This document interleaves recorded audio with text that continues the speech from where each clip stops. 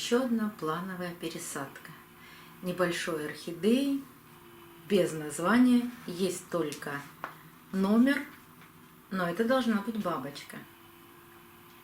Но в самом начале хочу вам показать орхидею Ирен Добкин. Ее пересадка была показана месяц назад. И корней было немного. Но за месяц орхидея начала активный рост корней.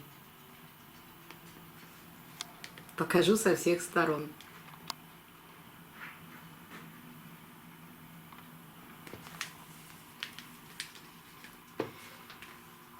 Надеюсь, что пересадив эту бабочку, я тоже увижу такой же активный рост и корней, и листьев.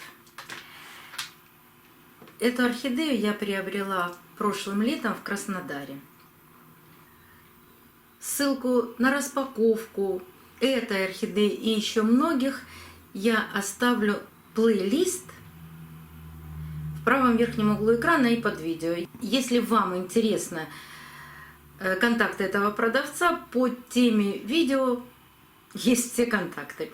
Давайте смотреть, какие корни она нарастила. Вот здесь в самом низу она оплетает корнями весь горшок. И постараемся аккуратно извлечь орхидею, но корни прирастают к стеночкам горшка.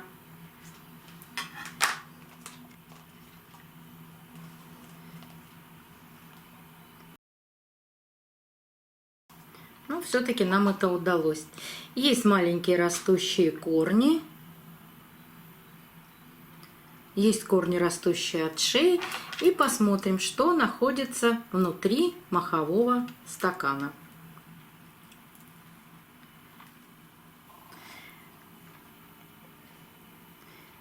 Верхняя часть – это мох, который я добавляла. А вот там внутри, глубже, это как раз тот мох, с которым я ее и приобрела. Он там более плотный.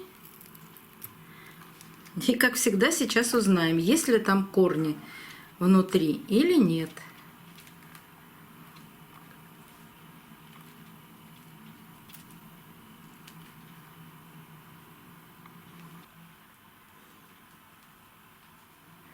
Как плотно там остался мох, спрессован.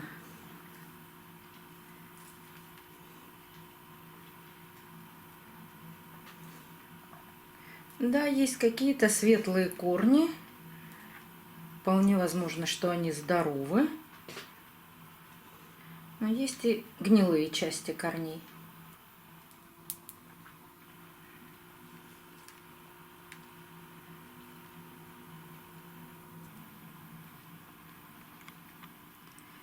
Давайте разбираться и осматривать внутренние корни. Если с внешними нам все понятно, что они есть, что они растущие, то вот сейчас как раз мы увидим, что же там было внутри.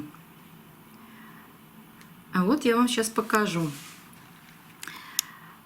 Вот корень, который был внутри мохового стакана. А теперь мы ищем, какое же продолжение имеет этот корень. Вот он. Заканчивается где.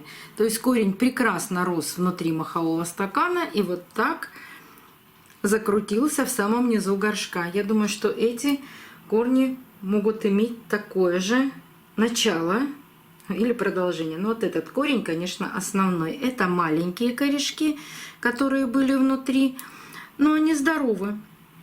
Если они белые, это означает, что они не видели света и не участвовали в фотосинтезе, но они здоровые и не гнилые. Только единственный корешок, вот мне не нравится, вот этот.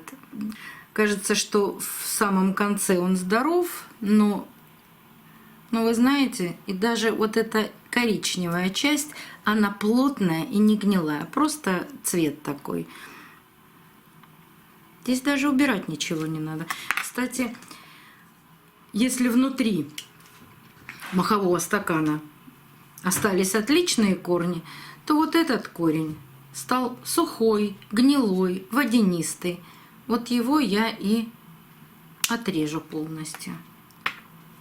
И еще есть один вверху такой же корень. Его тоже отрезаю.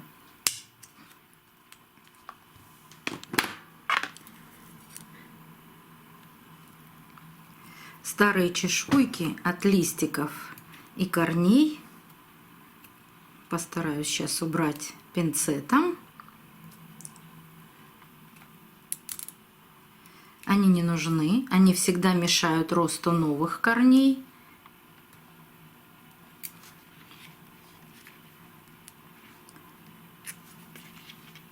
Здесь был листик, и вот осталась чешуйка. Она точно будет мешать росту новых корней.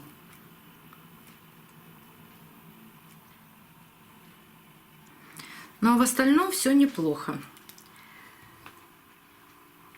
Промою корни орхидеи под проточной водой. Даже думаю, что здесь ничего больше обрезать не придется. Иду промывать. Я промыла корни орхидеи. Как я это делаю, можете посмотреть на видео по ссылке, которая сейчас находится в правом верхнем углу экрана.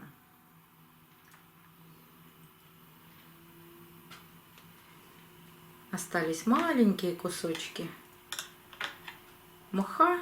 Их можно убирать, можно не убирать. Я не обращаю внимания на лунный календарь. Я пересаживаю орхидеи тогда, когда у них активный рост корней. Конечно, весной и природа просыпается, и орхидеи идут в рост.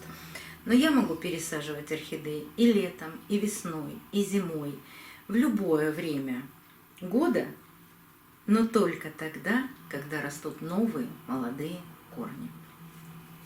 Еще один вопрос, который всех заботит, и я стараюсь почти в каждом видео при пересадке это сказать.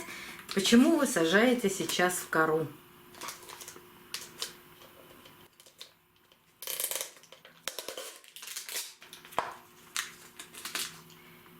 Я сажаю в кору только молодые растения, которые были в маховых стаканах.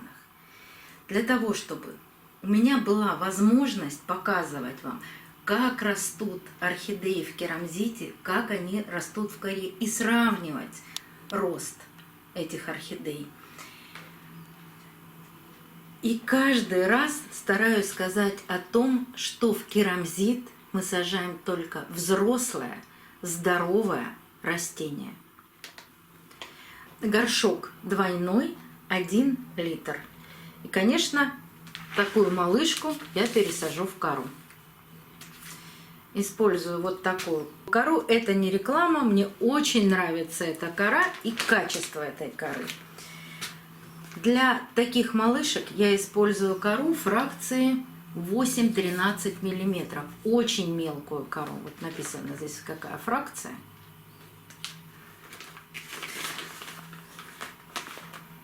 Вот на руке. Действительно она мелкая. Тонкая, мелкая.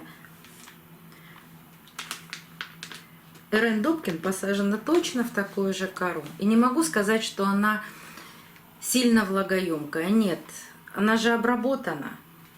И ей нужно время для того, чтобы кора смогла впитывать в себя большое количество влаги или воды.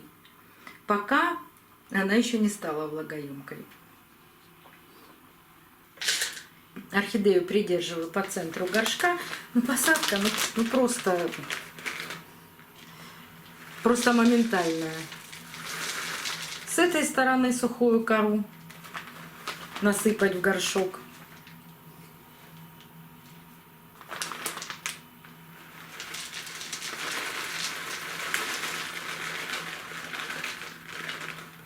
Я не знаю, занимает 30 секунд, наверное.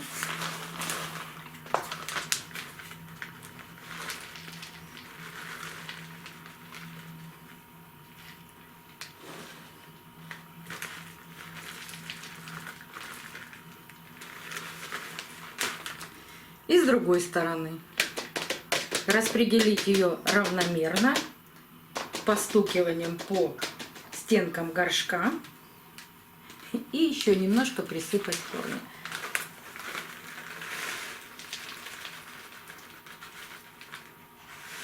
Видите, я насыпаю немного больше, а потом распределяю эту кору по всей поверхности. Шея должна остаться открытой. К шее орхидеи должен поступать воздух. Она должна проветриваться. А корешки по возможности прикрыть корой. Вот и все. В посадках нет ничего сложного. Буду ли я видеть корни в горшке? Давайте посмотрим. Наверное, нет. Вот здесь внизу только есть корни. Но это поможет нам с поливом. Поливать именно эту орхидею буду только тогда, когда вот эти видимые корни станут серебристыми. Причем поливать я буду замачиванием. То есть я наливаю воду в горшок на 30 минут. Пока на 30 минут, пока кора сухая. Она не вбирает в себя сейчас очень много влаги и просыхает быстро. Вот эту орхидею я поливала 2 дня назад. Верхний слой коры уже сухой, внутри еще влажная. Такого полива хватает примерно на неделю. А когда кора станет влагоемкой и будет вбирать в себя очень большое количество влаги, я изменю полив. И вот об этом я вам обязательно расскажу. Сколько времени проходит до того момента, когда кора, в кавычках, научилась впитывать в себя большое количество воды. Ну что ж, понаблюдаем и за этой орхидеей. Приятно, когда они так активно растут. До новых встреч, друзья! Увидимся на канале.